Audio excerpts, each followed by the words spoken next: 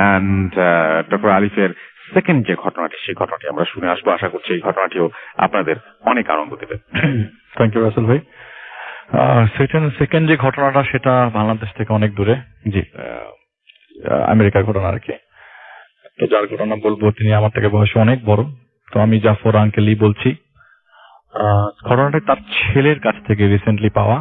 তার ছেলের সাথে দেখা করতে আমি যে কোথায় গিয়েছিলাম রাসেল ভাই, I have no fucking idea. ঢাকাতেই দেখা করতে গিয়েছিলাম, আমি জানি না কোন জায়গায়। আচ্ছা, তো উত্তরা আশকোনা থেকে বহু ভেতরে, আমি জানি না এটা কোন জায়গাটা। যাই হোক, আমি সামহাও তার সাথে দেখা করি এবং তার কাছ থেকে ঘটনাটা কালেক্ট করি। ওই মুহূর্তে তিনি ওই জায়গায় ছিলেন। তো খুব রিসেন্টলি সে গতকালকেই মনে হয় উনি চলে গেছেন বাংলাদেশের বাইরে। তো তার ফুল ফ্যামিলি নিয়ে তখন তিনি শিফট করেছে, সেটা হচ্ছে 1982 সালে। এবং জাফর আঙ্কেল ছিলেন খুবই মেধাবী। তো মানে আমেরিকাতে আপনার স্কলারশিপ নিয়ে পরে ওই জায়গায় চলে যান, পরে এখানে সিটিজেনশিপ পেয়ে যান আর কি। তো এক পর্যায়ে ঘটনা বলছি, তো ওখানে প্রায় 5-6 বছর থাকার পর 1988 সালে বন্যার সময় তিনি বাংলাদেশে আসেন। একটা রিকোয়েস্টে। তার মা তাকে দেখতে যাচ্ছিলেন, তার মার স্টমাক ক্যান্সার ধরা পড়ে। তো দেখতে চাওয়ার কারণে তিনি বাংলাদেশে আসেন। বাংলাদেশে আসার ঠিক 3 দিনের মাথায় তার মা মারা যায় হাসপাতালে, আলরাজি হাসপাতাল, ফার্মগেট। সেখানে তার মা মারা যায়। মারা যাওয়ার পরে তো তার মার কথাই বলছি, তার বাবার কোনো কথা বলছি না। তার কারণ কিছু জিনিস সেখানে আমাকে মেনশন করা দরকার। তার বাবার একটু সমস্যা ছিল, যার কারণে তার বাবাকে সবসময় ঘর বন্দি করে রাখা হতো। তো এখন সেসব কথা বলছি। ঘর বন্দি করে রাখার কারণ হচ্ছে তার বাবার সাইকিক একটা কন্ডিশন ছিল যে তিনি নিজের শরীরের মাংস নিজেই কামড়াতেন, নিজের মাংস নিজেই ছিঁড়ে ফেলতেন। তো এইটা তার ওই মুহূর্ত থেকে প্রায় 3-4 বছর ধরে ঘটনা ঘটছিল হঠাৎ করে। এবং একদিন তাদের বাসায় তাদের গ্রামের এক আত্মীয় আসে, সেই আত্মীয়র হাতের মধ্যে তিনি কামড় দিয়ে বসে ফেলেন। তো যাই হোক, এইসব ঘটনাতে ওই মুহূর্তে পাগলা গারদে দেওয়া বা ট্রিটমেন্টের জন্য নেওয়াটাও এক প্রকার মানে সমাজের মধ্যে মুখ দেখানোর মতো অবস্থা ছিল না। তো যাই হোক, বাবাকে তারা এক কথায় ঘরের মধ্যেই বন্দি করে রাখা হতো আর কি। তো তার মা যেদিন মারা যায় সেদিনও জানালা দিয়ে মুখ বের করে তিনি বলছিলেন যে আমাকে একটু বেরোতে দে, তোর মার হাতের থেকে একটু মাংস কামড়ে খাবো। তো এগুলি শুনতে কিরকম লাগে না? এসব কাণ্ড কারখানার জন্যই তাকে সবসময় ঘরবন্দি করে রাখা হতো। একদিন একটা বিড়াল তাদের বাসায় আসে। ওই বিড়ালটা ধরে তিনি বিড়ালের পা ছিঁড়ে ফেলে কামড়ে। তারপর থেকে মোটামুটি বোঝা হয়ে যায় যে এই বাসাতে তাকে যেভাবেই রাখা হোক, তাকে মানে আলাদা করে খোলা রাখা যাবে না। তো খাওয়া দাওয়া সবই জানালা দিয়ে দেওয়া হতো। এবং তিনি ব্যবস্থা করে রেখেছিলেন যে ওই বাসায় একটা ছেলে দিয়ে তার বাবা যেন দেখভাল করতে পারে। ওই ছেলেটাকে কিন্তু তার বাবা কখনো কিছু করেন নাই, ইভেন তাকেও তখনও তার বাবা কিছু করেন নাই। তো মা মারা যাওয়ার পর, মাকে কবরস্থ করার পরে তিনি আমেরিকায় ফেরত যান। রেগুলার খোঁজ খবর নিতেন। এক পর্যায়ে চিন্তা করলেন যে এইখানকার ট্রিটমেন্ট তো খুব ভালো, বাবাকে কি এখানে নিয়ে এসে চিকিৎসা করা যায় কিনা। তখন তার ছেলেমেয়েরা সবাই স্কুলে পড়ে, বড় ছেলে এবং তার 2 মেয়ে, 1 ছেলে 2 মেয়ে আর কি। সবাই স্কুলে যায় এবং তার ওয়াইফও চাকরি করে। ওয়াইফের সম্মতিক্রমে তাকে তার বাবাকে আমেরিকায় নিয়ে যাওয়া হয়। সেটা হচ্ছে 1989 সাল। আমেরিকায় নিয়ে যাওয়ার পরে তার কন্ডিশনটা দেখার পরে তার ডাক্তাররা তাকে রিহ্যাবিলিটেশন সেন্টারে পাঠিয়ে দেয়। সেখানে প্রায় 6 মাস থাকার পর অনেকটাই সুস্থ হয়ে বাড়ি ফেরে তারা। তো বাংলাদেশে তো যেহেতু তার মা নাই, আর তিনি একমাত্র ছেলে, আর সবাই বোনদের কাছে বাবাকে রাখবে না এই চিন্তা করে রাসেল ভাই, আমি যা মানে কথা বলছি, এই কন্ডিশনগুলোতে অনেক সময় দেখা যায় যে পরিবারের বাবারা অনেক সময় টর্চার হয় ছেলে মেয়ে দ্বারা। তিনি কখনোই তার বাবাকে কিছু বলেন নাই, যাই ঘটাচ্ছে যেভাবে করছে, হ্যাঁ ঘর আলাদা করে রাখছে এটা সেফটি পারপাসে, কিন্তু কখনোই কিছু বলে নাই, কাউকে কিছু বলতেও দেয়নি। তো এক পর্যায়ে সুস্থ বাবাকে যখন বাসায় নিয়ে আসে তখন তা আনন্দের আর কমতি নাই। ওই বাসাতে থাকা অবস্থায় প্রথম 1 মাস কিছু ঘটে নাই। পরবর্তী সময় একদিন, সেদিন আপনার বরফ পড়ছিল। তো একটা সময় ঘোষণা আসে যে বরফ খুব বেশি বেড়ে যাবে। তার ওয়াইফ তখন ডাউন টাউনে গিয়ে আপনার শপিং এ মানে বাজার করতে গিয়েছে আর কি তার বাসার থেকে। তো ওই মুহূর্তে দাদা ছিল, মানে জাফরুল্লাহ সাহেবের বাবা ছিলেন, আর জাফরুল্লাহ সাহেবের ছোট মেয়েটা বাসায় ছিল। বাসায় আসার পরে ওই জাফরুল্লাহ সাহেবের ওয়াইফ বাসায় যখন ঘরে ঢোকে, ছোট মেয়ের হাত থেকে ফিনকি দিয়ে রক্ত পড়ছে। আর মেয়েটা দৌড়ে এসে বলে যে আমাকে দাদা এখান থেকে কামড় দিয়ে মাংস উঠে ফেলেছে। সরি রাসেল ভাই। তো ওই পর্যায়ে তখন হাসপাতাল নিয়ে মেয়েকে চিকিৎসা করানোর পরে বাবাকে আবারও রিহ্যাবে পাঠিয়ে দেওয়া হয়। কিন্তু রাসেল ভাই কন্টিনিউয়াসলি এরকম রিহ্যাবে রাখাও তখন ওই সময় মানে খরচ অনেক বেশি ছিল। তো পরবর্তী সময় তার বাবাকে যখন আবার সুস্থ করে নিয়ে আসা হয়, সেদিনটা ঈদের দিন ছিল। মানে ফ্যামিলিতে যখন বাবা মার খুব দরকার হয়, ঈদের দিন সবচেয়ে বেশি। ঈদের দিন সবাই ফ্যামিলির তার বাবা মাকে মিস করে। তো বাবাকে নিয়ে ঈদের 2-3 দিন আগে নিয়ে আসা হয় এবং ঈদের দিন এই অকারেন্সটা তার বাবা ঘটিয়ে ফেলে। ঈদের দিন সকালবেলা সবাই একসাথে খাচ্ছিল, এমন সময় তার বাবা প্লেটে টেবিলের উপর একটা ছুরি ছিল রাসেল ভাই, সাথে সাথে তার ছেলের পেটের ভিতরে ঢুকে যায়। মানে একদম অকারণে হঠাৎ ও মাই গড। পেটের ভিতরে ঢুকে যাওয়ার সাথে সাথেই সে ওই রক্ত দেখছে আর সাইকিক কন্ডিশনটা হঠাৎ করে আবার খারাপ করে গেল। হাসপাতালে নিবে কি, পুলিশকে কেস করবে কি, তাকে হাসপাতালে নিয়ে ট্রিটমেন্ট করিয়ে সপ্তাহখানেকের মধ্যে তার বাবাকে একটা জায়গায় বেঁধে হাত পা বেঁধে রাখা হয়েছিল অলমোস্ট। পরবর্তী সময় কেস করবে, হাত পা বেঁধে রাখা অবস্থা দেখা যায় তার বাবা অলমোস্ট বেডে পড়ে গেছে, আর মুভ করতে পারছে না।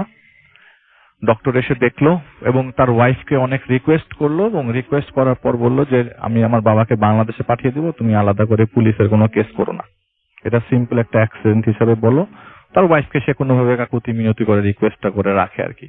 তার বাবাকে তখন ওই মুহূর্তে পুলিশে দেয় না, নিছক একটা অ্যাক্সিডেন্ট বলে হসপিটালে চালিয়ে দেয়। বাসায় যখন ট্রিটমেন্ট করে বাসায় আসে, তখন তার বাবা বিছানায় পড়া, মুভমেন্ট নাই, বলতে গেলে জিরো।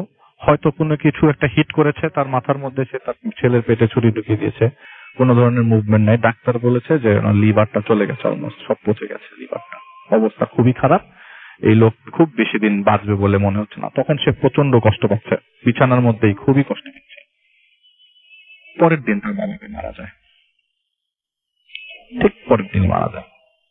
মারা যাওয়ার পরে বাবার ডেড বডি সহ ছেলেটা জাফর আঙ্কেল, যার ঘটনা বলছি, তিনি তার বাবার দেহাবশেষ মানে দেহটা বাংলাদেশে পাঠিয়ে দেয়, লাশ পাঠিয়ে দেয়, এবং সে সাথে আসে না। তো ফ্যামিলির লোকজনরা সবাই খুব কটাক্ষ করতে থাকে যে নিজের বাবা একটা মাত্র ছেলে লাশটা পাঠাই দিল কিভাবে, ওখানে তো টাকা পয়সার কমতি নাই, তাহলে কেন সে বাংলাদেশে আসলো না, বাংলাদেশে এসে লাশটা দাফন করতো। তো যাই হোক, একজনের আন্ডারে পাঠিয়ে দেওয়া হয়, একজন পরিচিত এক আঙ্কেলের দ্বারা পাঠিয়ে দেওয়া হয় বাংলাদেশে। তো তার ছেলেমেয়েরা খুব আতঙ্কে থাকতো, কারণ বাবা মৃত্যুর পরে জাফর আঙ্কেলের কন্ডিশন নিয়ে ঘটনা শুরু আছে। তিনি কারোর সাথে কোনো কথা বলতেন না, চোখ বন্ধ করে বাসায় থাকতেন। ফ্রাস্ট্রেশনের লেভেল যদি চরমে থাকে সেই পর্যায়ে পৌঁছে যান। তো বাবার এইসব কন্ডিশন, আর তিনি জব ছেড়ে দেন, একটা রেস্টুরেন্টে মাঝে মধ্যে যে কফি খেত সেখানে যাওয়া বন্ধ করে দেন, সকালবেলা উঠতে হাঁটতে যেত সেখানে যাওয়া বন্ধ করে দেন, ওয়েট বাড়ছে। এমন সময় সবাই চিন্তা করে যে বাসায় তো উনি একা থাকে, আর সবাই তো মানে একজন অকেজো হয়ে গেলে সবাই অকেজো হয়ে গেলে হবে না, কারণ তার 3টা ছেলে স্কুলে পড়ে, এই মুহূর্তে তার ছেলে মেয়ে স্কুলে পড়ে, তো ওয়াইফের চাকরি করতে হয়। মশাই বাসায় একজনকে রাখার জন্য টেক্সাস থেকে এক আত্মীয়কে নিয়ে আসা হয়, সেটাই জাফর আঙ্কেলের ভাতিজা, যার কাছ থেকে রাসেল ভাই আমি ঘটনা নিয়েছি। তো সেই আঙ্কেল সেই ভাইয়াকে তারা বাসায় নিয়ে আসে এবং দেখভালের জন্য। তো কন্ডিশন গুলো এরকম দাঁড়ায় যে সে প্রায় সময় তার কথাবার্তা হচ্ছে ফ্যামিলি মিটিং এ, হঠাৎ করে বলে উঠলো যে ওই দেখো আব্বা বসে আছে। উনি সবসময় বলতে থাকতেন যে আমি আব্বার প্রেজেন্সটা পাচ্ছি। টেবিলে খেতে বসলো সবাই, এই যে আমার আব্বা আমার পাশে বসে আছে, এই বাবাকে একটু এটা ঢেলে দাও, অথবা মানে এরকম করতে করতে একটা সময় মূল আকর্ষণে যেটাতে আসে, রাত্রেবেলা একদিন সে স্বপ্নে দেখে তার বাবা, তিনি মানে বাসার সামনে যে লনটা মানে বসে আছে, তার বাবা মাথার পেছনটা বসে বসে মাথাটা মাংস ছিঁড়ে মাথা স্ক্যাবটাতে কামড়াচ্ছে এবং সে খুব ব্যথা পাচ্ছে। আব্বা ছেড়ে দেন না, আব্বা ছেড়ে দেন, আমি ব্যথা পাচ্ছি, আব্বা ছেড়ে দেন। তো স্বপ্নটা ভেঙে যায়। তার ওয়াইফকে সে বলে আমি এরকম স্বপ্ন দিচ্ছি, তুমি অনেক বেশি ভেঙে পড়ছো আব্বা নিয়ে, তুমি এগুলো নিয়ে বেশি চিন্তা করো না। তো এইসব কথাবার্তা সে কারো কথাই তেমন একটা গ্রাহ্য করতো না, তিনি সবসময় এরকম মন হয়ে বসে থাকতো, আর কিছু হলে হঠাৎ করে বললো তুই যাব্বা। তো এরকম কন্ডিশনে তাকে একজন সাইকিয়াট্রিস্ট দেখানো হয় ওইখানে। সেই সাইকিয়াট্রিস্ট তাকে 6 মাসের একটা কোর্স দেয় এবং সাথে হাই ডোজের ওষুধ দেয়, যাতে সে তিনি রাত্রেবেলা ঘুমাতে পারে। এই ওষুধ খাওয়ার পরও তার রাতে কখনো ঘুম আসতো না, দেখা যেত 2টা 3টার দিকে উঠে যাচ্ছে, উঠে আব্বা আব্বা বলে চিৎকার করছে, আব্বা এটা কই, আব্বা আমি এটা কি করলাম, আব্বা তুমি কোথায়। এবং প্রায় সময় সেই স্বপ্নটা দেখতো তার বাবা তার মাথার পিছনের মাংসগুলো কামড়ে কামড়ে খাচ্ছে এবং সে খুব ব্যথা পাচ্ছে। এটা স্বপ্ন, নিছকই স্বপ্ন রাসেল ভাই, এটা কিছু। তো একদিন হঠাৎ করে ওই বাসায় এই যে ভাইয়াটার কথা বললাম তার পরিচিত একজন লোক আছে। তো মাওলানার বলাটা ঠিক মানে ঠিক হবে না, তো ওইখানে তার প্যান্ট শার্ট পরতে হতো, দাঁড়িয়ে আছে, সে যথেষ্ট জানা লোক আর কি। সে ওই বাসাটায় ঢোকার সময় বলে যে এই বাসায় তো ঢোকার অবস্থা নাই, এই বাসায় আমি ঢুকতে পারবো না, আমাকে বাইরে বসার ব্যবস্থা করেন, আর এখানে বিপদ আছে আর কি। তো আমাকে একটা আয়না দেন, আমি যখন কথা বলতে থাকবো তখন আমার কথার মাঝখান থেকে ইন্টারাপ্ট করবেন না। সে আয়না তখন দেখছে এবং বলছে যে আপনাদের বাসায় 2টা বদজিন ছিল, একটা বদজিন বাংলাদেশে চলে গেছে, একটা বদজিন স্টিল এক্সিস্ট করছে এখানে। সেই বদজিনটা আপনাদের সবাইকে কোনো সমস্যা নেই, সেই বদজিনটা আপনার হাজবেন্ড জাফর সাহেব তাকে খুব অপছন্দ করেন এবং তাকে তার মৃত্যু কামনার জন্য কামনাও করছেন এবং মারার সুবর্ণ সুযোগ খুঁজছেন। এটা যে কোনো সময় হয়ে যাবে, যে কোনো মুহূর্তে হয়ে যাবে, সে সুযোগটা পেলেই হয়তোবা বড় ধরনের ক্ষতি করে ফেলতে পারে, হয়তো মরে যাবে, নাহলে সারা জীবনের জন্য পঙ্গু হয়ে যাবে। ওনার জন্য লক্ষ্য রাখবেন এবং আপনাদের কন্ডিশনটা ভালো না, এই কন্ডিশনটাকে উত্তরণ পেতে পেতে পেতে কখন হবে সেটা আমি বলতে পারছি না। এই বলে সেদিন সে বাসা ত্যাগ করে, কোনো সলিউশনই দেয় না, তার কোনো সলিউশনই কেউ পায় না। আমি রাস্তাটা বেশি লম্বা করছি ঘটনাটা, তারপরে যতটুকু শর্টে বলা যায়। ওই পরবর্তী মুহূর্তের ঠিক 5 থেকে 7 দিন পর সেদিন প্রচন্ড বৃষ্টি, এত বৃষ্টি, বৃষ্টির মধ্যে রাত্রে 2টার দিকে হঠাৎ করে তার ঘুম ভাঙে এবং সে নিচে আসে। নিচে আসার পর সে শুনতে থাকে দরজার বাইরে থেকে কেউ একজন জোরে জোরে দরজা ধাক্কাচ্ছে। ওই পাশে আশেপাশে কোনো বাঙালি লোকজন ছিল না যে দরজার পাশে এসে দাঁড়ায় বাংলা কথা বলবে। বলছে যে আমি তোকে খাবো এবং এমন ভাবে খাবো তোর কোনো চিহ্ন থাকবে না। এরা বাসার সবাই শুনছে, তার ছেলে মেয়েরা ছাড়া। তো এরকম শব্দ শোনার পর তিনি খুব ঘাবড়ে যায় এবং জাফর সাহেব নিজেই তার অকপটে সেসব কথা স্বীকার করে, বলে যে আমাকে মাফ করে দেন।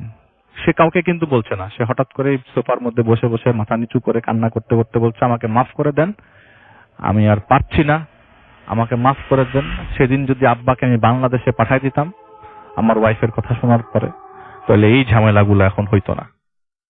কি কারণটা কি? কারণটা সে বলে নিজে স্বীকার করে যে সে তার বাবা ঠিক পরের দিন ঠিকই অসুস্থ ছিল, তার সহ্য হচ্ছিল না তার বাবার কষ্ট, সে তার বাবার খাওয়ার সাথে বিষ মিশিয়ে দেন এবং মরফিন একসাথে ইনজেক্ট করে মেরে ফেলে। এটা মার্ডার ছিল। তার বাবাকে তিনি মেরে ফেলেন। এরপর থেকেই তার বাবা তার কোনো কিছু থেকেই যাচ্ছিল না। ইভেন সে শুয়ে থাকলেও তার বাবা পাশে শুয়ে থাকে, সে বসে থাকলে তার বাবা পাশে বসে থাকে। সে বলে যা তুমি যা বলবা, বাইরে ওই দরজা ধাক্কানোর শব্দ হচ্ছে এবং সে বলছে যে তুমি যা বলবা তাই হবে, আমাকে প্লিজ ছাড়ো, আমাকে মাফ করো, আমি বাঁচতে চাই। পরবর্তী সময় ওই যে লোকটাকে নিয়ে এসেছিল, যে ভাইয়াটার ঘটনা আমি তার কাছ থেকে শুনলাম, তার নামটা আমি বলছি না, সেই ভাইয়াটা যেই টেক্সাসের যে ভাইয়াটা আপনার লোকটা সাথে করে নিয়ে আসছিল, সেই লোকটাকে তারা পরবর্তী সময় তারা একটা ল্যাম্প তাকে কোনোভাবে ব্যবস্থা করে দেওয়া হয়, ল্যাম্পটা রান্না করে বা কিছু একটা করে দেওয়া হয় এবং তার কাছ থেকে ক্ষমা চাইয়ে নেওয়া হয় এবং খুব কষ্টে তার কাছ থেকে মাফ পাওয়া যায় এবং জানা যায় যে আরেকটা জিন যেটা ছিল সেটা তার বাবার কবরের পাশেই থাকে। সে বাংলাদেশে গিয়ে সেই আরেকজনের কাছে মাফ চাইতে হবে। পরবর্তী সময়ে তিনি বাংলাদেশে যান এবং সেই জিনের কাছে, সেই কবরস্থানে যে মাফ চান বাবার কাছে, যে বাবা তুমি আমাকে মাফ করে দাও। এখন রাসেল ভাই মাফের বিষয়টা তো সম্পূর্ণ উপরের হাতে, আমি সেটা জানি না, আমি সেটা বলতে পারছি না। তবে ওই লোকটা বলেছিল যে ওরা দুজন মাফ করুক আর যাই হোক, উনি পরবর্তী সময়ে তাকে আর ওরা ডিস্টার্ব করেন নাই। ওই ঘটনার পরে এই ঘটনা টানটানতে স্ট্রেচ করতে করতে 2000 সালে তিনি সবার কাছে ওই ঘটনাগুলো শেয়ার করলো। এটা স্ট্রেচ করতে 2000 পর্যন্ত লেগে যায়। 2011 সালে যখন তিনি মারা যান তখন তিনি বলেন যে মারা যাওয়ার 3 দিন আগে, মানে আমেরিকাতেই 3 দিন আগে তিনি তার ছেলে মেয়েদেরকে বলতে থাকে যে তোমরা আমার জন্য দোয়া করো, আমার সময় নাই। এই কয়েকটা ওয়ার্ড আমি আপনাকে বলছি, আমার সময় নাই, আমি খুব অল্প সময়ের মধ্যে চলে যাব, আমি বড় ধরনের একটা পাপ করে যাচ্ছি পৃথিবী থেকে, তোমরা যদি পারো আমার জন্য একটু বেশি বেশি দোয়া করো। আমি জানি না আমার বাবা আমাকে মাফ করেছে কিনা, এটা আমি সম্পূর্ণ উপরে ছেড়ে দিচ্ছি। এটাই তার লাস্ট ওয়ার্ড ছিল। এরপর তিনি কোমায় চলে যান এবং প্রায় 3 দিন পর তিনি মারা যান। এটা ছিল ঘটনা রাসেল ভাই। আর অনেকগুলা প্লট মিস করে গেছি, আমি বললাম না, ওগুলা মাথায় আসছে না রাসেল ভাই। যদি একটু মনে করে করে বলা যায়, কারণ ঘটনাটা খুবই ইন্টারেস্টিং। মনে করেন ওই যে বলছে যে, যেমন এটা আমি বলতে চাচ্ছিলাম না, একদিন খাওয়ার টেবিলের সামনে হঠাৎ করে বলছে, দেখো আমার আব্বা কি জানি খাচ্ছে, ময়লা টয়লা, আমার বারে একটু ভালো খাওয়া দাও। না, এগুলো সব দেখতে পাচ্ছেন? দেখতে পাচ্ছেন। ওকে, এই ছিল ঘটনা রাসেল ভাই। Okay, thank you so much, thank you. অনেক চমৎকার একটা ঘটনা আমরা শুনলাম ডক্টর আরিফের কাছে, এবং ডক্টর আরিফের কাছে এই ঘটনাটা শুনে আমার কাছে খুব তেমন শিউরে ওঠার মতো কথা। এরকম ঘটনা কিন্তু সচরাচর আসলে পাওয়া যায় না, তাই না? তো যাই হোক, আমার মনে হয় যে আমরা ডক্টর আরিফের কাছে আবারও ফিরে আসব। এখন যেটা করবো সেটা হচ্ছে একটা অডিও ক্লিপে যাব, এবং সেই অডিও ক্লিপের পরে আবারও আমাদের নতুন অতিথি নিয়ে আসতে হবে। সেই পর্যন্ত আশা করছি আমাদের সঙ্গে থাকবেন। Stay tune to radio food Sylhet FM and do food day.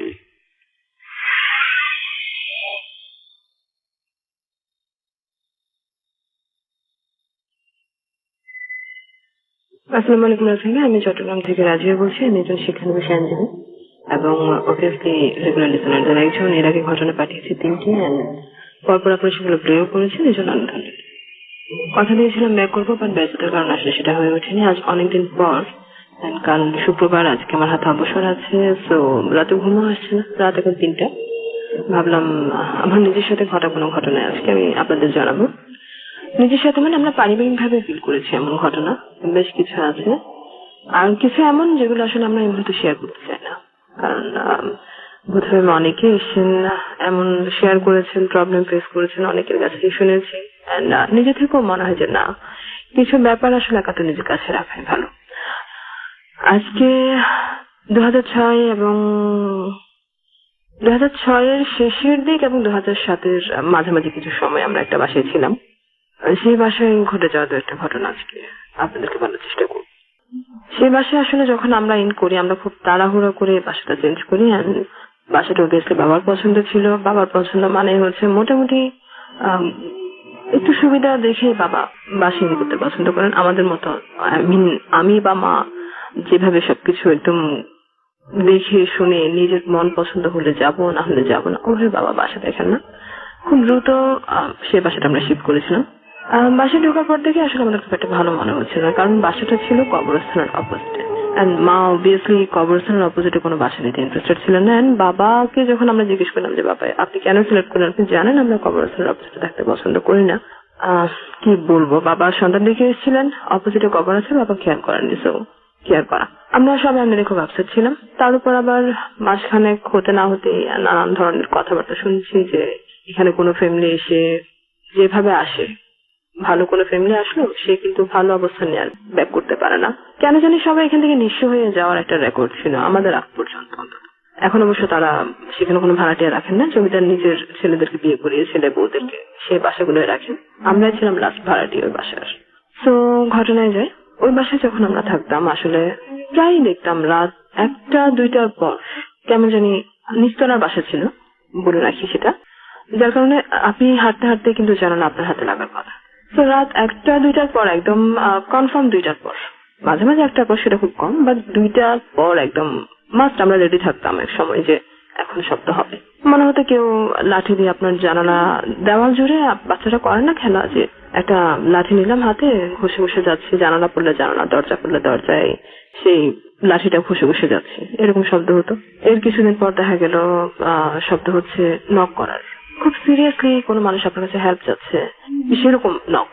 First টাইমে যেদিন সেই নকটা হলো, এতদিন আমরা অভ্যস্ত ছিলাম যে একটা লাঠি টেনে টেনে নিয়ে যাচ্ছে বা হাতের নক টেনে টেনে নিয়ে যাচ্ছে, বাট প্রথম দিন যেভাবে নকটা হলো, যে ইমার্জেন্সি জানালাটা খোলো, আমার হেল্প দরকার, আমি এবং মা দুজন একসাথে উঠে বসে যাই। বাবা কিন্তু বাইরে থাকেন, বাট সেদিন বাবাও ছিলেন আমাদের সাথে। আমি আর মা দুজনে উঠে বসে যাই। ঘুমাতে একটু সময় লাগে, আমাদের খুব পুরনো অভ্যাস। তার উপর আবার এই বাসে আসার পর থেকে যেহেতু এগুলো হচ্ছে, দেন ঘুমটা আসলে ভাবে আসেও না। তো মা বললো খুলে দেখবি নাকি, বাট বাবা বললো না দরকার নেই, যেহেতু এখানে হতে থাকে এগুলা, তো আগে অবজার্ভ করো কি হচ্ছে। বেশ কয়েকবার সেভাবে নক করলো, দেন শান্ত। কেউ যদি আপনার কাছে হেল্প চায় তাহলে সে অবভিয়াসলি কথাও তো বলবে, কোনো কথা নেই, জাস্ট নক। ওকে, আমরা চুপচাপ থাকলাম, এরপর অভ্যস্ত হলাম সেটার সাথে। হ্যাঁ, 2:30, 3:30, 3:30 নক, খুব সিরিয়াস নক। আমরা অভ্যস্ত, প্রথম দিকে একটু ভয় লাগলো, পরে কেমন জানি মানিয়ে নি, আসলে হচ্ছেই তো। এরপর একদিন রাতে ঘুমাচ্ছি, হঠাৎ ঘুম ভেঙে গেল। আমি আর মা একই রুমে আছি, মা আমার পাশে আছেন। ছোট বোন খুবই ছোট, তখন সে 5-6 বছর এরকম একটা বয়স হবে হয়তো, মনে পড়ছে না। মা আমার পাশে, আমার চেয়ে কিন্তু মার ঘুম বেশি পাতলা, বাট কেন জানি মা শুনছেন না। আমি ক্লিয়ারলি শুনতে পাচ্ছি অনেকগুলো লোক যখন কবর জিয়ারত করে তখন যেরকম শব্দ আপনি শুনবেন, দূরত্ব 1-2 হাতেরও বেশি না আমাদের বাসা থেকে কবরস্থানটার, যার কারণে আমি ক্লিয়ারলি শুনছি কেউ দাঁড়িয়ে কবরে দোয়া দরুদ পড়ছে, কবর জিয়ারত করছে মেবি। সো আমি অনেকক্ষণ শুনলাম এন্ড মাকেও ডাকার চেষ্টা করলাম, দেখলাম মা গভীর ঘুমে আছে তো, এন্ড ওনার কোনো ফিলিংস নেই, অথচ আমার চেয়ে ওনার ঘুম বেশি পাতলা। ওকে, সকালে উঠলাম, মাকে বললাম, মা বললো, মা তো একদম তাজ্জব বলে গেলো, এটা কিভাবে শুনলাম, আমি তো শুনলামই না। একবার না, আরো বেশ কয়েকবার এরকম হলো, শুধু আমি শুনলাম। তারপর আরেকদিন, সেদিন বর্ষার সিজন ছিল মেবি, মনে পড়ছে না, বেশ কয়েক মাস পর, অর্থাৎ আমরা বাসাটা ছেড়ে দেবার ধরুন 6 মাস আগে এরকম হতে পারে। আমি ঘুমাচ্ছি, বাসায় মেবি গেস্ট ছিল আমাদের, যার কারণে আমি নিচে ফ্লোরিং করে শুয়ে আছি, অনলি আমি। পাশে বেডে মা এন্ড গেস্টের কিছু মার সাথেও আছে, কিছু সামনে রুমে ভাইদের সাথেও আছে। তো দেন শুয়ে আছি, অনেকক্ষণ কথাবার্তা হলো। সেদিন 3টা 3:30, সেদিন কিন্তু লাঠির আওয়াজ বা সিরিয়াস কোনো নক, এন্ড আমরা খেয়াল করতাম বাসায় কোনো গেস্ট আসলে কিন্তু এই শব্দগুলো একদমই হতো না, একদম নর্মাল। আর আমরাও কারোর সাথে এগুলো আলোচনা করতাম না, কারণ আমরা শুনেছি এরকম, আর আমরা বিশ্বাসও করি বিষয়টা যে আপনি যখন এসব বিষয়ে বেশি আলোচনা করবেন তখন ট্রাবল ফেস করতে হয়। আর মা তো বলেন যে নিজের সাথে ঘটনা কোথাও বলো না, কারণ এগুলো বলা যায় না কখন কি প্রবলেম ক্রিয়েট করে। সো এগুলো যেহেতু অনেক দেরির ঘটনা, সে কারণে হয়তো আজকে আমি বলার সাহসটা পাচ্ছি। আমি শুয়ে আছি, ওকে সেদিন প্রায় 3টা 2:30-3টা হবে, সবাই আড্ডা দিয়ে বিছানা গুছিয়ে শুতে শুতে ঘুম আসতে একটু সময় নিয়ে গেলো। বাট সারাদিন যেহেতু গেস্ট ছিল, অনেক কাজকর্ম করেছি সবাই মিলে, ক্লান্তিতে ঘুম চলে এসেছি। রাত কয়টা হবে আমি জানি না, যেহেতু 3টার মতো বেজে গেছে ঘুম আসতে। দেন না কয়টা হবে আমি জানি না, রাত্রে ঘুমিয়ে আছে, হঠাৎ চোখ খুলে গেল, কোন রকম সাউন্ড শুনে না, কোন রকম অদ্ভুত ফিলিংস না, কিচ্ছু না। আপনার হঠাৎ যখন ঘুম ভেঙে যায়, যেভাবে আপনি নর্মালি চোখ খুলে ফেললাম, কোন রকম সিরিয়াস বিষয় নাই। চোখ খুলে দেখলাম একটা 10-12 বছরের বাচ্চা মেয়ে, প্রিন্টের ফুলের একটা ফ্রক পরা, চুল খুব বেশি লম্বা না হলো কোমর পর্যন্ত, এবং খুব সুন্দর দেখতে, খুব মায়াবী একটা চেহারা। সে, আমি যেহেতু ফ্লোরিং করে শুয়ে আছি, সে আমার পায়ের দিক থেকে আস্তে আস্তে দাঁড়িয়েছিল। আমি যখন চোখ খুললাম সে দাঁড়িয়েছিল, তারপর আমি চোখ খুলে তাকানোর সাথে সাথে সে আস্তে আস্তে আমার দিকে এগিয়ে আসছে। আমি ঠান্ডা হয়ে তার দিকে তাকিয়ে আছি যে কি হচ্ছে, এরকম কেউ আমার পাশে নাই মা এখন। আমি কি দেখছি আসলে আমি নিজেও জানি না, আমি জাস্ট তাকিয়ে আছি। তারপর আস্তে আস্তে সে এক পর্যায়ে হাতটা আমার বুক বরাবর এসে, সে দাঁড়িয়ে আছে কিন্তু সে বসেনি, সে দাঁড়িয়ে থেকে আমার বুক বরাবর জায়গাটাতে এসে জাস্ট হাতটা বাড়িয়ে আমাকে ধরতে চাইছে। হাসিটা কিন্তু তখনও বিলীন হয়নি, হাসিটা আছে তার মুখে। সে আমাকে ধরবে, হাতটা আমার মুখ পর্যন্ত এসে আমি চিৎকার করে উঠে বসে গেলাম। কিচ্ছু নেই আমার সামনে, মা উঠে বসে গেল, কি ব্যাপার। আমি কিচ্ছু বলতে পারলাম না মাকে, আমি বলতেই পারলাম না আমি কি দেখলাম, কি হলো, কারণ আমি হিসাবই তো মিলাতে পারছি। দেন চুপচাপ সকালে উঠলাম, মাকে বললাম। মা খুব চিন্তিত হলেন যে এই বাসা আর থাকা যাবে না, বাসা ছাড়তে হবে। তো আমাকে খুব ডিটেলসে জিজ্ঞেস করলো মা কি হলো না হলো কিরকম। আমি বললাম না, ভয়ের কিছুই নেই, তাকে দেখে আমি খুবই রিল্যাক্স ছিলাম, সমস্যা একটাই সামনে ধরতে আসছি, বাইরে কিছু না। সে যদি চুপচাপ দাঁড়িয়ে থাকতো আমিও হয়তো চুপচাপ তাকিয়েই থাকতাম, এরকম একটা সিচুয়েশন ছিল।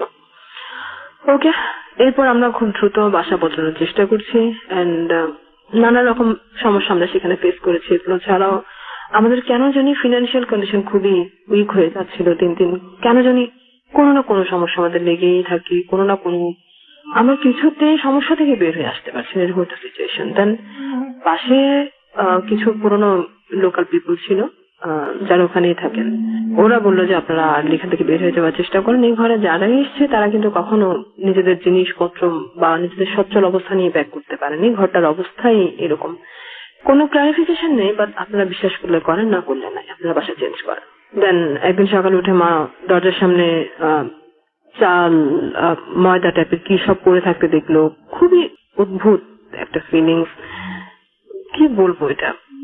দেন সবকিছু আরো যেসব বলতে পারছি না বা বলা উচিত হবে বলে মনে করছি না, সবকিছু মিলিয়ে আমরা খুব দ্রুত বাসাটা চেঞ্জের সিদ্ধান্ত নিলাম, এন্ড আল্লাহ রহমত আমরা চেঞ্জও করলাম। দেন আমাদের সবকিছু ঠিকঠাক না এসব আর ফেস করলাম না, আমাদের যেসব সমস্যা যাচ্ছিল একটা না একটা লেগেই আছে ওই সমস্যা থেকে আমরা বাইরে বের হয়ে আসলাম, পরিশ্রম দিলাম।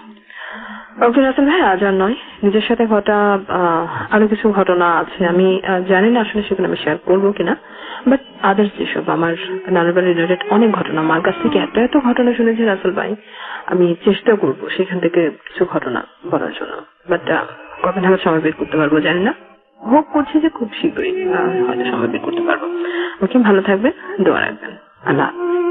জয়েন করেছেন আমাদের সাথে, তার সাথে পরিচিত হই, তারপরে ঘটনা শুনে আপনার নামটা প্লিজ একটু বলবেন, তারপর আপনি কোথা থেকে এসেছেন সেটা বলবেন, আমি বলতে বলছি।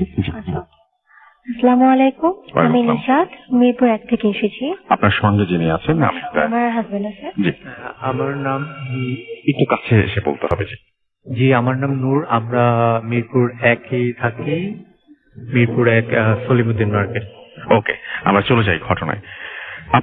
আপনি যে ঘটনাটা শুরু করবেন সেই ঘটনাটা আসলে এখনো ঘটছে এবং সেই ঘটনাটা শেষ হচ্ছে না কোনোভাবে, এবং আপনি এখনো সাফার করছেন প্রতিদিনই, এবং এইখানে আপনার মা আপনার সঙ্গে এসেছেন, আপনার হাজবেন্ড আপনার সঙ্গে এসেছেন, এবং আপনি নিজেও আপনার কাছ থেকে প্রথমে শুনি যে ঘটনাটা শুরু হয়েছিল কিভাবে, তারপর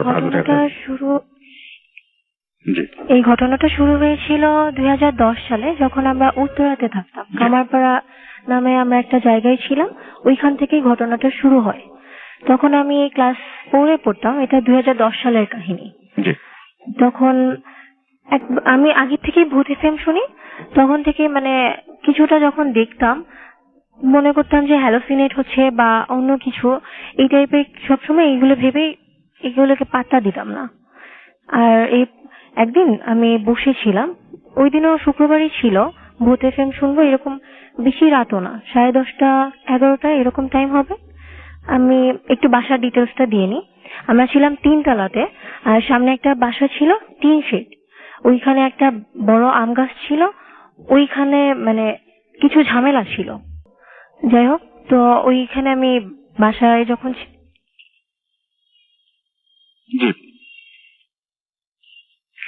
জি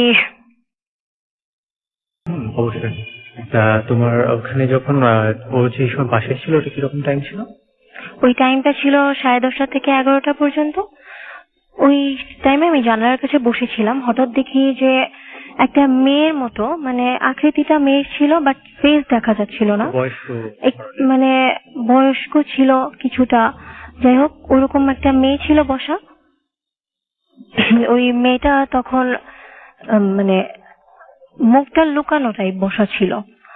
তখন আমি তাকিয়েছিলাম, ডাকি। এইসব ছিল চালের উপরে বসা ছিল, যেটা হাত পা এক জায়গায়, যেটাকে আমরা বলি হামাগুড়ি টাইপের দিয়ে ওভাবে করে বসা ছিল, চুলগুলো সামনের দিকে ছিল, দিয়ে চালের উপর বসেছিল।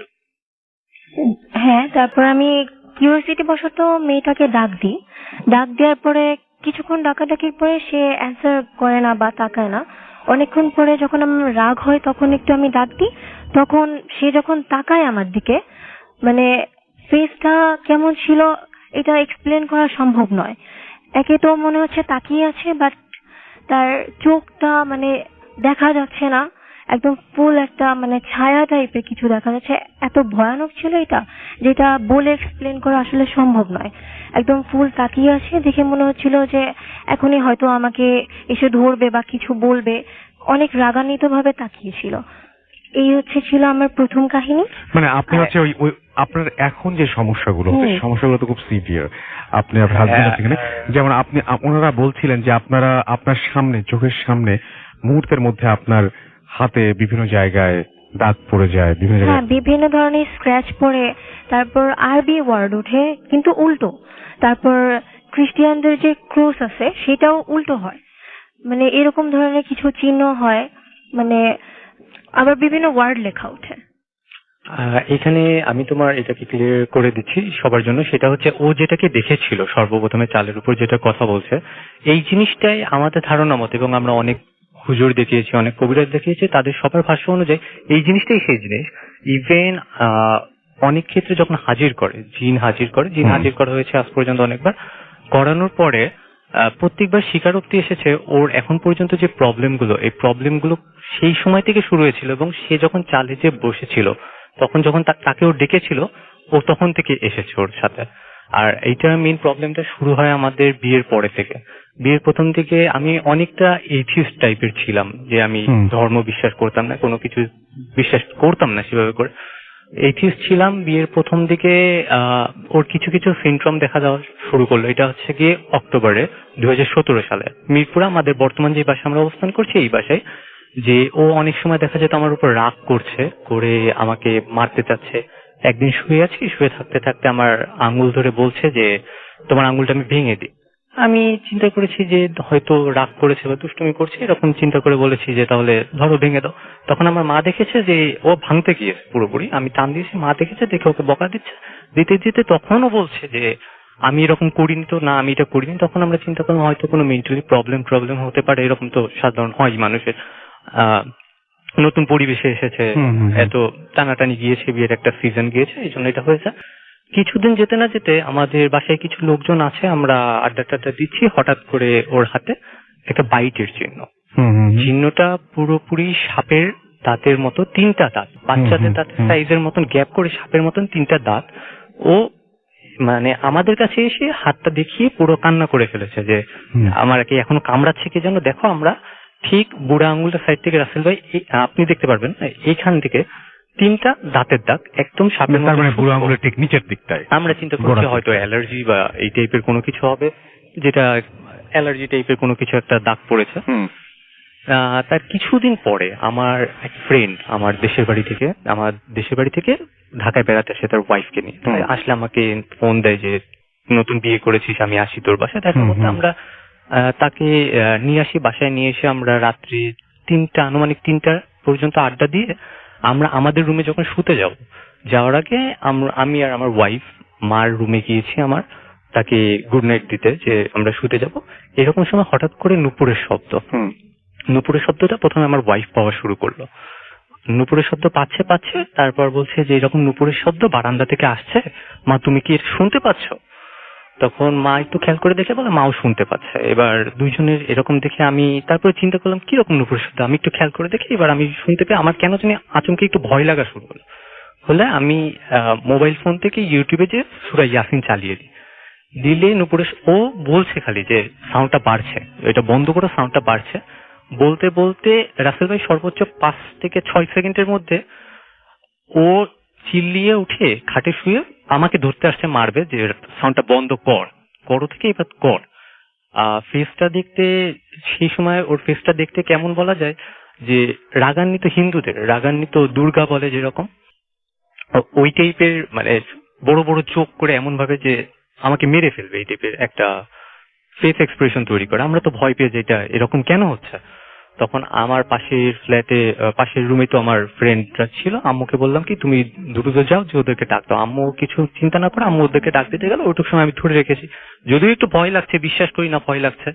এবার ওরা আসলো, আমার ফ্রেন্ড আর ফ্রেন্ডের ওয়াইফ আসলো, এসে দেখলো এই অবস্থা। কথা এখানে তুমি স্কিপ করে দিয়েছো, তোমার ফ্রেন্ডের ওয়াইফের সাথে এই প্রবলেমটা ছিল। ওটা বলবো। তা ওরা আসলো, এসে দেখলো যে আমার ফ্রেন্ডের ওয়াইফের এই প্রবলেমটা ছিল, যেই কারণে ওরা বুঝতে পেরেছে, দেখে যে আসলে এটা কি হচ্ছে। এইবার ওরা এসে সাথে সাথে বাসার যে জানলার পর্দা ওগুলো নিল, মানে এক্সট্রা যে পর্দাগুলো আমাদের রাখা থাকে ওগুলো নিয়ে, আয়না টাইনা এগুলো যা আছে এগুলো ঢেকে দিল। ঢেকে দিয়ে পাশের বাসা থেকে বললো যে মরিচ নিয়ে আসো, এই নিয়ে আসো, ওই নিয়ে আসো, কিছু জিনিসপত্র রিচুয়াল টাইপের জিনিসপত্র যেগুলো দিয়ে তারায়, ভূত তারায়, এরকম জিনিসপত্র কিছু নিয়ে আসলো, নিয়ে সেগুলো করলো। কিন্তু তেমন কোনো বেনিফিট হলো না হওয়ার কারণে ও তো আমাকে মারবে, সবাইকে মারবে, এমন একটা অবস্থা। আমরা 3-4 জন বন্ধু বান্ধব, 3-4 জন, আমার ফ্রেন্ড, কাজের মহিলা, আমার আম্মু, শুধু 3-4 জন মিলে আমরা ওকে ধরে রেখেছি, হাত পা ধরে রেখেছি, কিন্তু আমরা ওর সাথে জোরে পারছি না। এক পর্যায়ে হলো কি, কারো একজনের কাছ থেকে, আমাদের রাস্তাটা খেয়াল নেই, কোনো একজনের কাছ থেকে ওর বা পাটা ছুটে যায়, ধরে রাখতে যে বা পাটা ছুটে গেল, বা পাটা উঁচু করে খাটের উপরে একটা আঘাত করে, আস্তে করে আঘাত করার সাথে সাথে আমরা খাটে, কাজের বুয়া শুদ্ধ 2 জন 3 জন, আমরা প্রায় 4-5 জন খাটের উপর, সবাই খাটটা ভেঙে নিচে নেমেছে। নেমে গেলে এর মধ্যে প্রায় আজান দেবে অবস্থা। এর মাঝখানে আরো কিছু কাহিনী আছে যেগুলো পার্সোনাল ইস্যুর জন্য আমি স্কিপ করে গেলাম। তা আজান দিবে এমন সময় সবকিছু একটু ঠান্ডা হলো। আমরা চিন্তা করলাম যে যাক, যেহেতু ফজরের আজান দিয়েছে তখন, তাহলে এখন হয়তো সবকিছু স্বাভাবিক হয়ে গেল। সবাই একটু নিঃশ্বাস পেলাম স্বস্তির, যে এখন হয়তো সবকিছু স্বাভাবিক হয়ে যাবে। কিন্তু সবাইকে অবাক করে দিয়ে আজান শেষ হতে না হতেই আবার যা তাই শুরু। প্রথমে উঠে বসলো, এবার আমরা তো সবাই অবাক। আমরা ম্যাচের কাঠি টাঠি যেভাবে যা ছোটবেলায় শুনেছি যে ম্যাচের কাঠি বা ম্যাচ দেখলে ভয় পায়, এমন ভাবে ম্যাচ নিয়ে আসছে, আমার হাতে ম্যাচ। ও সুন্দরভাবে উঠে বসে আমার দিকে তাকিয়ে বলছে যে ম্যাচটা একটু দেখতে পারি তোমার হাত থেকে, ম্যাচটা একটু দেখি। ম্যাচটা আমি ওর হাতে দিলাম, দেখি ম্যাচটা চেলো, যেহেতু এখন সেন্সে আছে। এখন ম্যাচটা আমার হাতে থেকে নিয়ে আমার দিকে তাকিয়ে একটা হাসি দিয়ে বলছে যে ম্যাচটা এখন আমার কাছে, তুমি আগুন কিভাবে জ্বালাবা। এই আবার সেই একই রকম প্রবলেম শুরু। এইটা বলার পরে থেকে আবার সেই সিমটম গুলো শুরু, মারামারি কাটাকাটি, সবার মধ্যে মারতে যাচ্ছে। এরকম করতে করতে ভোর হয়ে গেল, পুরোপুরি আলো উঠে গেছে সেই সময়। অনেকে হয়তো বিশ্বাস করে যে রাত্রেবেলায় শুধু এরকম প্রবলেম হয়, বাট আমরা যেটা দেখেছি প্রবলেম যাদের হওয়ার তাদের রাত দিন দেখে হয় না। আমাদের দিন হয়ে গিয়েছে তখন। আমরা সকাল 6টার দিকে আমার এক মামাকে ফোন দিয়ে বললাম যে এরকম এরকম সমস্যা, যদি আশেপাশে কোনো ভালো হুজুর বা কেউ থাকে তাকে নিয়ে আসো। তা সে এক মাদ্রাসার হুজুরকে নিয়ে আসলো, মসজিদ প্লাস মাদ্রাসার হুজুর, তাকে নিয়ে আসলো। নিয়ে এসে সে আমাদের রুমে ঢুকেছে। সে জানতো না যে এটা কতটা সিরিয়াস। সে আমাদের রুমে ঢুকে ওকে ধরে কিছু সূরা পড়ছিল। তখন আমি ওখানে উপস্থিত ছিলাম, আমি রুমে ঢুকছি, সে সূরা পড়ছে, মামা টামা সবাই ওকে ধরা। সেই অবস্থায় আমি ওকে রুমে ঢুকছি, ঢুকতে ঢুকতে দেখি ওর সেন্সলেস হয়ে গেল সূরা পড়তে পড়তে। ও বেডে বসা, সেন্সলেস হয়ে গেল। সেন্সলেস হতে হতে রুমের লাইট ফ্যান সব অফ হয়ে গেল। এবার কিছুক্ষণ পর ওর সেন্স যখন সেটা থাকলো, লাইট ফ্যান আবার জ্বললো। এখন হুজুর আমাদেরকে বলছে যে যাক, সব সমস্যা চলে গেছে, আমি এখন আসি।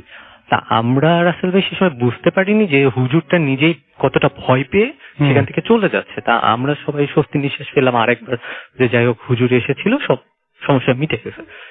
হুজুর চলে যাওয়ার রাসেল ভাই সর্বোচ্চ 10 মিনিট পরে আমাদের ফ্ল্যাটটা 7 তলায়, বিল্ডিং এ 7 তলার উপরে আমাদের রুমের পুরো সাইড থাই গ্লাস শুদ্ধ, পুরো আপনার জানালা দেয়াল শুদ্ধ, সবকিছু কেঁপে উঠলো। কেঁপে উঠতে উঠতে আবার সেই অর্থ হাসি দিয়ে আবার সেই প্রবলেম শুরু, পুরো সেরকম চেঁচামেচি, মারতে আসা। এর মধ্যে আমরা আবার চিন্তা করলাম যে যেহেতু কিছু হয়নি, আমরা হুজুরকে আবার ফোন দিই। হুজুরকে ফোন দিয়েছি, কিন্তু হুজুর প্রথমবার বলছে আসছি। এরপর আধা ঘন্টা এরকম আমরা টর্চার সহ্য করলাম। করার পরে যখন হুজুরকে ফোন দিলাম, হুজুর আর ফোন ধরে না। এইবার ওই জিনিসটা, ওর যে জিনটা বলছে যে হুজুর তো আর আসবে না, হাসি দিয়ে বলছে হুজুর তো আর আসবে না, হুজুর তো ভয় পেয়েছে। এইভাবে বলতেছে হুজুর তো আর আসবে না, হুজুর আমাদের দেখে তো ভয় পেয়েছে, আমি তো দেখা দিয়েছি, হুজুরে তো আমি চেহারা দেখাইছি। ভালো কথা। এবার আমরা কি করবো কিছু খুঁজে না পেয়ে, এর মধ্যে আরেকজন হুজুর আনতে তো সময় লাগবে আমাদের। এর মধ্যে আমরা কোরআন শরীফ, মুসলমানদের কোরআন শরীফ আমরা ওর বুকের উপর দিয়ে রাখলাম, যে বুকের উপর কোরআন শরীফ রেখে দেখি কি হয়, যেহেতু কোনো কিছুতেই কোনো কাজ হচ্ছে না। ও কোরআন শরীফ শুদ্ধ, কোরআন শরীফটা জিনটা নিজেই কোরআন শরীফটা হাতে নিয়ে উঠে বসে কোরআন শরীফ সরিয়ে দিচ্ছে হাত দিয়ে। আর যতবার আয়না ঢাকা হচ্ছে রুমের মধ্যে, প্রত্যেকবার আয়নার পর্দা যখনই ও আসছে, বিল্ডিং কেঁপে উঠছে, থাই গ্লাস কেঁপে উঠছে, দিনের বেলা ভাই এটা কেঁপে উঠে আয়নার পর্দা পড়ে যাচ্ছে। আয়না যে কাপড় দিয়ে আমরা ঢেকে রাখছি সেই কাপড়টা পড়ে যাচ্ছে। এরপরে আরো হুজুর আনা হলো, কিছু 2-1 দিনের মধ্যে এভাবে করে চলতে থাকলো। কিছু হুজুর আনা হলো, কেউ যেটা বলে শ্মশানে পাঠা বলি দিয়েছে আমাদেরকে দিয়ে, এরকম আরো কিছু জিনিসপত্র করেছে তারা। মাঝে ডক্টর দেখানো হয় যে আমার বাবাকে যখন জানানো হয় এইসব কাহিনী, তখন সে বলে যে আগে ডক্টর দেখাতে। তো আমরা এরকম করে সাভারের একটা ডক্টরকে দেখাই। সে আমার বিভিন্ন ধরনের টেস্ট দেয়, সবকিছু দেওয়ার পর যখন রিপোর্ট আসে সন্ধ্যার সময়, সব রিপোর্ট নর্মাল লেখে, তখন সে সব সিনড্রোম গুলো জানতে চায়। দেন আমাদের কাছে একটা ভিডিও ফুটেজ ছিল, আমরা রাসেল ভাইয়াকে দেখিয়েছি যেটা। হ্যাঁ, তো ওই ভিডিও ফুটেজটা আমরা ওই ডক্টরকে দেখাই। দেখানোর পরে সে নিজেই ওটা দেখে বলে যে আপনারা একটা হুজুরের সাথে কন্ট্যাক্ট করেন। সায়েন্সের যুগে এগুলো কেউ বিশ্বাস করে না, বাট আপনারা একটা হুজুরের সাথে কন্ট্যাক্ট করেন, এটা বলে সে জাস্ট আমাকে একটা রিল্যাক্সের জন্য একটা ঘুমের ওষুধ দেয়। আর এর মধ্যে কিছু জিনিস বাদ পড়ে গিয়েছিল, সেটা হচ্ছে ওর আব্বুকে যখন জানানো হয়েছিল তখন বিষয়টা এমন সিরিয়াস হয়ে গিয়েছিল যে হঠাৎ করে ওর গলা কেউ ঠেসে ধরে। ঠেসে ধরলে দেখা যায় না যে কে ধরছে, বাট গলার ওই জায়গায় যে মানুষের আঙুলের মতন ছাপ, 3টা আঙুলের ছাপ, গলায় 3টা আঙুলের ছাপ, স্পষ্টভাবে 3টা আঙুলের ছাপ পড়তো। যে ছাপগুলো থেকে ওর প্রায় 1.5-2 মিনিট, ইভেন 3 মিনিটের মতন সময় পর্যন্ত ওর নিঃশ্বাস বন্ধ হয়ে থাকতো, দম বন্ধ হয়ে থাকতো। যেই সিমটম গুলো দেখে আমরা চিন্তা করলাম যে আমাদের পক্ষে আর এইভাবে করে মানে রাখা সম্ভব হচ্ছে না, এইভাবে করে যে আমরা এত বড় রিস্ক নিয়ে রাখতে পারবো না আর কাউকে না জানিয়ে। যেহেতু প্রথমে চিন্তা করেছিলাম হুজুর দেখালে বা কোনো কিছু ছোট কিছু করলে হয়তো এটা সলভ হয়ে যাবে, তখন আমরা ওর বাবার বাসায় যাওয়ার সিদ্ধান্ত নিই। তারপর ওর বাবার বাসায় যাওয়া হয়। ওখানে কাহিনী কি কিছু তুমি বলতে চাও? তুমি বলো। তা ওখানে যখন ওর বাবার বাসায় যাওয়া হয়, ওর আব্বু এনারা বিশ্বাস করতো জিনিসগুলো, কিন্তু এইভাবে করে যে নিজেদের ফ্যামিলির মধ্যে হবে কখনো চিন্তা করতে পারে নাই।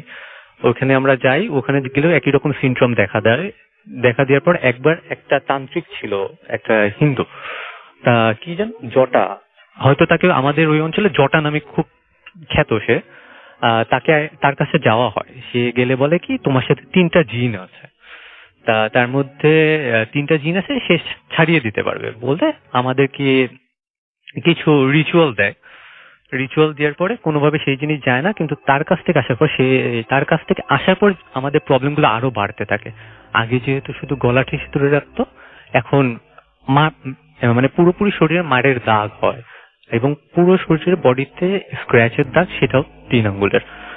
এখন এইভাবে করে চলতে থাকলে কিছুদিন পর আমরা চিন্তা করি তার 1 থেকে 2 দিন পর যেভাবে করে আর আমাদের পক্ষে সম্ভব হচ্ছে না, তখন আমরা অন্য হুজুরের সাহায্য নিই। সেই হুজুরের নাম হচ্ছে তুফান হুজুর। সিরাজগঞ্জের ওদিকে যদি কেউ থাকে, শাহজাদপুর, সিরাজগঞ্জ, উল্লাপাড়া ওদিকে থাকলে তুফান হুজুর, তাকে সবাই চিনে। তা এই উনার সাহায্য নিয়ে উনি সর্বপ্রথম সঠিকভাবে ওর যে প্রবলেমের জিনটা সেটাকে হাজির করতে সক্ষম হয়।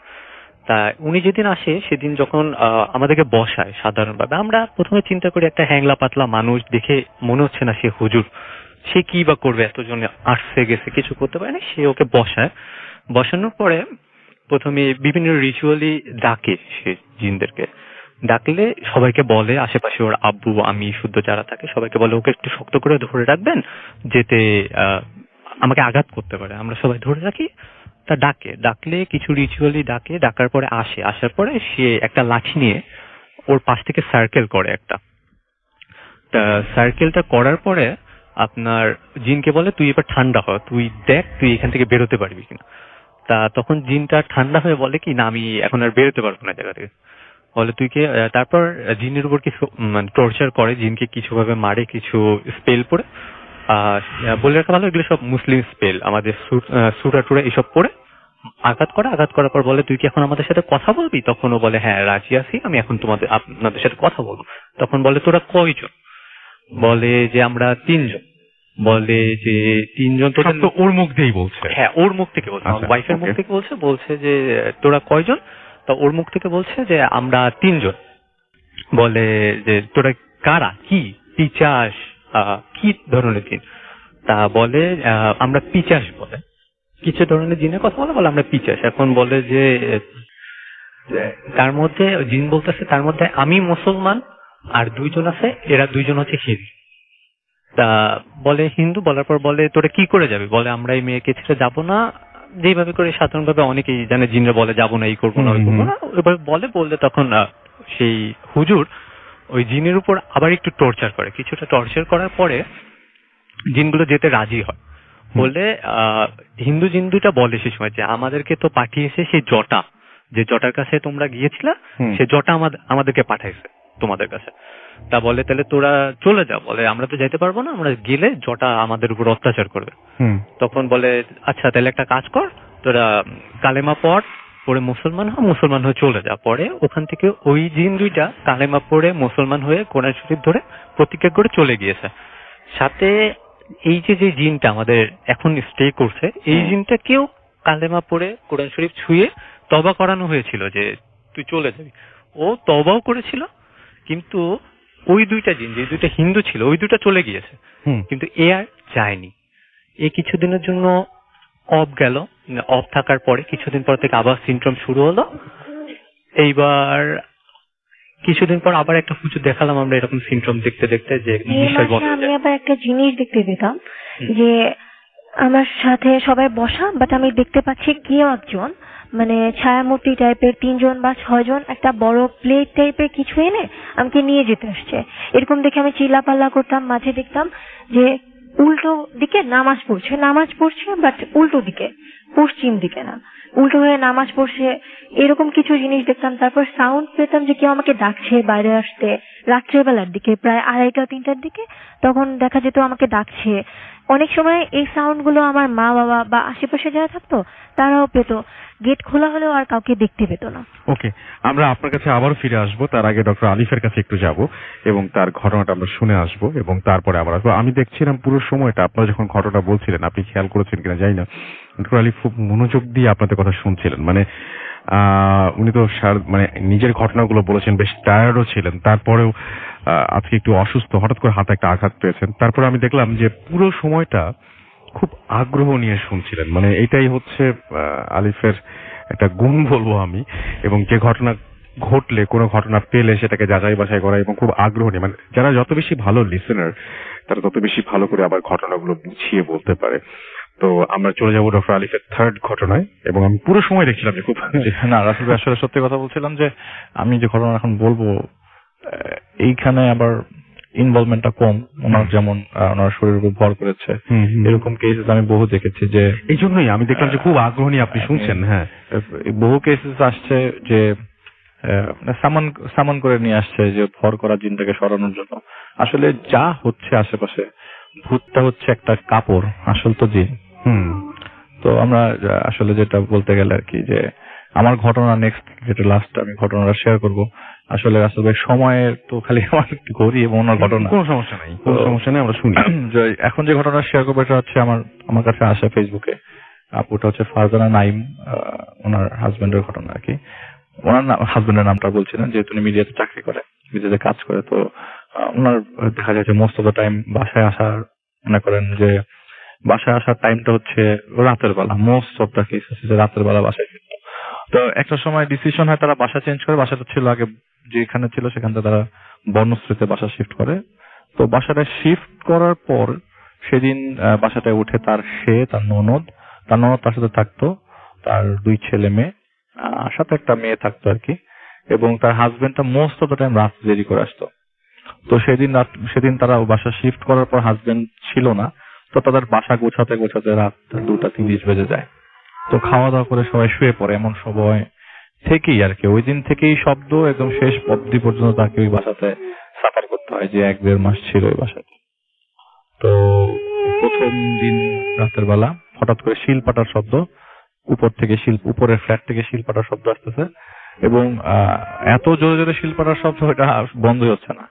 ফজরের ওয়াক্ত পর্যন্ত শিলপাটার শব্দ। তো যে আসলাম এই বাসায় নতুন, এই শব্দ করে যদি মানুষকে ডিস্টার্ব করে, তো কাজের মেয়েটাকে পরের সকালবেলা বলে যে তুই যা তো উপরে দেখতো কারা থাকে, ওদেরকে বলি যে যদি রাত্রেবেলা কিছু বাটাবাটি করতে, রাত্রেবেলা না বাটে।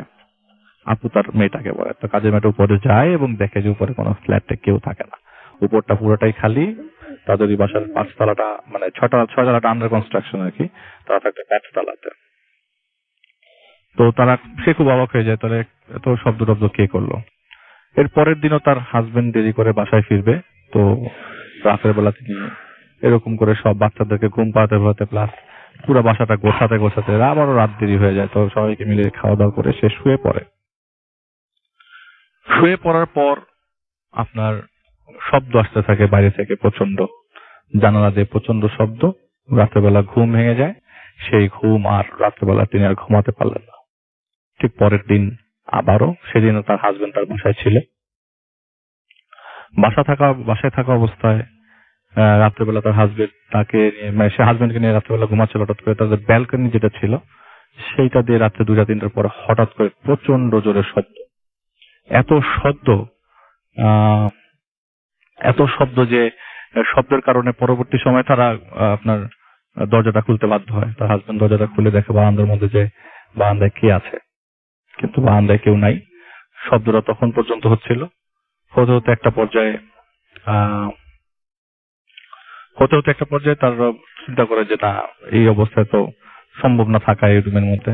তো একটা পর্যায়ে তিনি মানে খুব ভয় পেতে থাকে যে এত শব্দ হচ্ছে কেন রাত, মানে ওই দরজাটা কন্টিনিউয়াসলি শব্দ হচ্ছে। তো তিনি আর ঘুমাতে পারেন না সেদিন রাতের বেলা। ঠিক পরের দিন তাদের বাসায় তার হাজবেন্ড আবারও নাই, তার বাসায় তাকে সজাগ থাকতে হয়। তো হাজবেন্ড যেহেতু রাতের বেলা দেরি করে আসবে, তাকে জেগে থাকতে হচ্ছে বাই দিস টাইম, এবং বাচ্চাটাকে ঘুম পাড়িয়ে দেওয়া হয়। এবং তার আমি স্কিপ হয়ে গেছি একটা ঘটনা।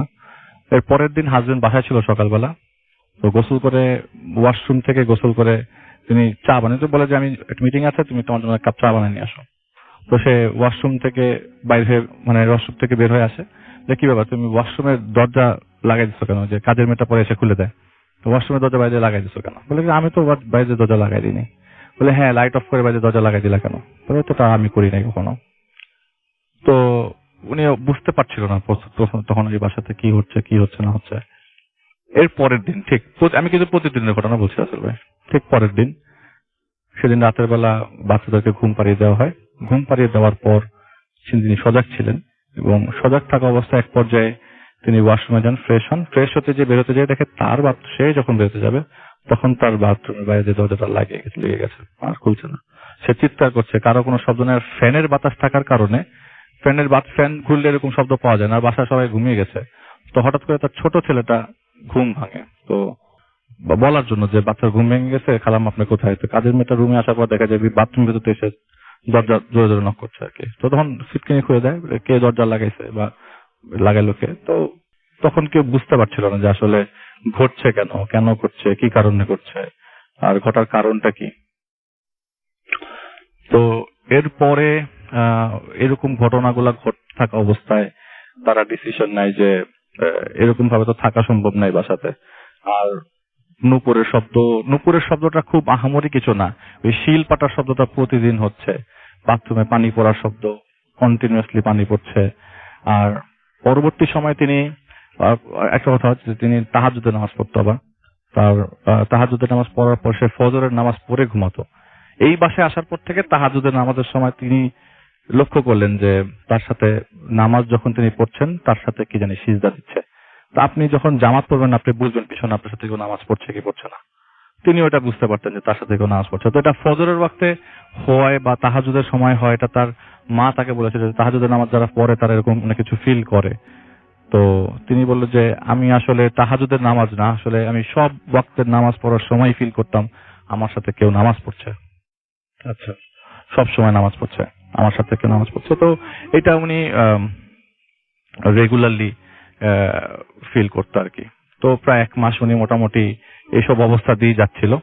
একদিন হঠাৎ করে তিনি ঘুমন্ত অবস্থায় তার ওয়াইফ, মানে তার ঘুমানোর আগে তার হাজবেন্ড তাকে বলেছিল যে আমার একটা কাজ আছে, তুমি আমাকে একটু জাগাই দিও, সন্ধ্যা 6টার দিকে আমাকে বের হতে হবে, তুমি আমাকে উঠাই দিও। তো তিনি ঘুম থেকে উঠার সময় কানে কানে শব্দ পাইলেন যে এই তুই তোর হাজবেন্ডকে জাগাই দিচ্ছিস না কেন, তোকে তো জাগাই দেওয়ার কথা। এর মধ্যে সন্ধ্যা 6টা পার হয়ে 7টা বেজে গেছে, যে তারা ঘুমায় না, কিন্তু সেই শব্দটা এখনো প্রপারলি সে কানে কানে শব্দটা পেয়েছিল, কিন্তু সে ঘুম থেকে উঠতে পারে নাই। তো পরে ঘুম থেকে ওঠার পর তার হাজবেন্ড বলছে তুমি আমাকে জাগাই দাও নাই কেন? বলে যে আমি না শব্দ শুনেছিলাম, আমাকে কেউ বলেছে তোমাকে জাগাই দিতে হবে, বাট আমার ঘুমটা ভাঙে নাই। ঠিক পরবর্তী দিন তার হাজবেন্ড সে রাত্রিবেলা ঘুমিয়ে গেছে, তখন পুরো ঘুমটা তার লাগেনি। ওই সময় হঠাৎ করে কানের মধ্যে ফিসফিস শব্দ আসলো যে তুই যে মানত করেছিলি সেই টাকাটা কি, সেই মানতটাকে তুই কমপ্লিট করেছিস কিনা, মানতটাকে তুই দিয়েছিস কিনা। তো সে ঘুম থেকে ওঠার পরে সে চিন্তা করলো, হ্যাঁ 2008 সালে সে একটা মানত করেছিল কোন একটা কারণে, সেই মানতের টাকাটা সে আর দিতে পারেন আর কি, ভুলে গেছিল। তো সেই মানতের টাকাটা সে পরবর্তী সময় শোধ করে। তার ক্ষতি হচ্ছিল না, কিন্তু তার অবস্থা খুব খারাপ হয়ে গেছিল। সে কোনো কিছু খাচ্ছিল না, কোথাও যাচ্ছিল না, কথা বলছিল না, সারাক্ষণ গুমট মেরে থাকতে। হঠাৎ করে তার ননদ তার সাথে খুব খারাপ ব্যবহার করে, গালাগালি করে। এক পর্যায়ে ওই বাসার নিচে একজন লোক থাকতো, উনি বলতো যে ওনার অবস্থা তো ভালো না, এত প্রচন্ড গালাগালি করছে, আপনি এক কাজ করেন, এখানে একজন আছে তার সাথে একটু কথা বলে নেন। তো সেই লোকটা তাকে একটা পানি দেয়, পানিটা খাওয়ার পর ননদের অবস্থা কিছুটা ঠিক হয় এবং সে সাথে সাথে বগুড়া চলে যায় ফুল ফ্যামিলি সহ। বাসাটা তখনও ছাড়ে নাই। বগুড়া যাওয়ার পর তার বাবাকে বলে যে আমি এই বাসার মধ্যে অনেক কিছু ফেস করছি, রেগুলার এইসব পাটাপুতার শব্দ, দরজা, আমার ব্যালকনির সামনে দরজা, প্রচন্ড দরজা ধাক্কা ধাক্কা শব্দ, এইসব শব্দ আর সহ্য করা যাচ্ছে না, তুমি একটা ব্যবস্থা করো। তো বলে যে আমাদের পাশে একটা ইমাম আছে, তার সাথে একটু কথা বলো। কথা বলার পর সেই ইমাম বলল যে এই ইমাম তখন চোখ বন্ধ তার সামনে, বলে যে আপনাদের বাসায় 4টা জিন থাকে, 4টা জিনের মধ্যে একটা ভালো, বাকি 3টা খারাপ। কিন্তু আপনি কি জানেন আপনাদের বাসাটা কি মানে দক্ষিণ সাইডে নাকি? আপনাদের দক্ষিণ সাইডে কোনো রুম আছে নাকি? বলে হ্যাঁ, দক্ষিণে আমাদের রান্নাঘরটা। বলে কি যে এটার পাশে কোনো রুম আছে? বলে না, এটার পাশে কোনো রুম নাই। বলে এটা ঠিক আছে, আপনারা যত তাড়াতাড়ি পারেন এই বাসাটা ছাড়েন, এবং ওই বাসার আসে আপনারা ওঠার আগে কি কোনো ধরনের ঘটনা ঘটেছিল কিনা? তখন বলে যে না, আমরা কোনো কিছু জানি না। বলে যে যত জলদি পারেন। এবং ঢাকায় আসার পরপরই তারা গুড নিউজটা পায় যে তার হাজবেন্ডের অফিসের নিচে তাদের একটা ফ্ল্যাট খালি হয়, তারা সাথে সাথে ওটা শিফট করে ফেলবে। তো শিফট করেও ফেলে। করে ফেলার পর ওই বাসার দারোয়ানের তো প্রায় অনেকদিন যায় আর কি। তো হঠাৎ করে একদিন খবর আসে, তার দারোয়ান, ওই বাসার দারোয়ানের ওয়াইফ আবার তাদের বাসায় কাজ করতে, ছোটা বুয়া হিসাবে। তো সেই আপনার সেই বুয়া তাকে বললো যে আপা, আমি একটা খবর পেলাম বাসায় আপনারা যাওয়ার পরে একটা হাজবেন্ড ওয়াইফ তার বাচ্চা সব উঠে আর কি। তো 15-20 দিন ছিল। 15-20 দিন থাকার পরে একদিন হঠাৎ করে হাজবেন্ডটা তার বাচ্চাকে নিয়ে ব্যাগ ট্যাগ গুছিয়ে বলতেছে যে আমি আমার বাবাকে দেখতে যাচ্ছি গ্রামের বাড়িতে। তো তো বাড়িওয়ালা জিজ্ঞেস করে যে আপনার ওয়াইফ কোথায়? তো বলে যে আমার ওয়াইফকে তো আমি আগেই পাঠাই দিছি, আমি আমার মেয়েকে নিয়ে চলে যাচ্ছি। তো আমি চলে আসবো কিছুদিন পর, চাবিটা বাসায় রাখেন, হেফাজতে রাখেন। তো চলে গেল। 15 দিন হয়, 20 দিন হয়, ওই বাসার থেকে কেউ কোনো নক আসে না, ওই বাসাতে কেউ মানে ওই বাসার ক্লেম করতে আসে না, ওই লোকটাও আসতেছে না।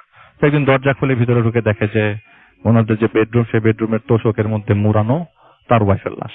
যে লোকটা তার ওয়াইফ ছিল, তার ওয়াইফের লাশ মুড়ানো অবস্থায়। পরে পুলিশ কেস হয়, কিন্তু এটা পরবর্তী সময় আর কিছু উনি জানেন না, কারণ উনি ওই ঘটনাটা ওই মুহূর্তে তখন বুয়ার কাছ থেকে পায় আর কি, কারণ তিনি তো বাসা ছেড়ে দিয়েছেন। এটা ছিল ঘটনা আসলে ভাই। যদি আমি অনেক কিছু স্কিপ করে গেছি, আমার মাথায় কাজ করছে না আসলে, ট্রাস্ট মি। হ্যাঁ, আমার হাত হ্যাঁ। ব্যথা করছে খুব। হ্যাঁ।